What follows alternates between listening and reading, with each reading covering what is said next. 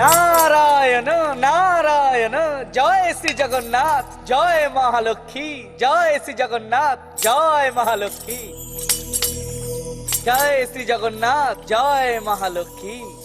প্রণাম মাতেশ্বরী। দেবর্ষী নারদ, এই অসময়ে যে? মায়ের দর্শন লাগি সময় অসময়ের চিন্তা এ অকিঞ্চন কভু করে নাই মা। আসন গ্রহণ করুন দেবর্ষী। জয় মহালক্ষ্মী, জয় মহালক্ষ্মী। বলুন তো দেবর্ষী, মর্তলোকের খবর কি? মায়ের কি কোনো কথা অজানা যে? তবে মা, খবর কিছু ভালো না। মানে? মর্তলোকেতে সর্বত্রই খালি অশান্তি আর অসন্তোষের কোলাহল।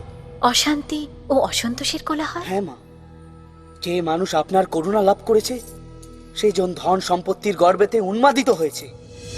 এ ধরাকে সরা বলে মনে করছে। ধর্ম, নীতি আর আদর্শের পথকে ভুলে যাচ্ছে সে। আর যে মানুষ আপনার করুণাতে বঞ্চিত সে মানুষ সমাজে নিষ্পেষিত, অবহেলিত। আপনি বিশ্বাস করবেন না মা, এইভাবে এ সমাজ দুটি শ্রেণীতে বিভক্ত হয়ে গিয়েছে। এরই ভিতরে পরিস্থিতি এত জটিল হয়ে যাচ্ছে। আমার ইচ্ছা হচ্ছে দেবর্ষী, আমি নিজে গিয়ে দুনিয়াকে একটু ভালো করে দেখে আসি।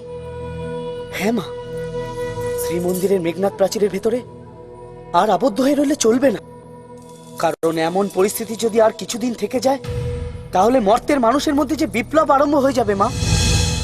আর আপনার অতি আদরের এই পৃথিবী ধ্বংস হয়ে যাবে মা, ধ্বংস হয়ে যাবে। দেবর্ষী, বর্তমান এই পৃথিবী চায় আপনারই আবির্ভাব, আপনারই আশীর্বাদ।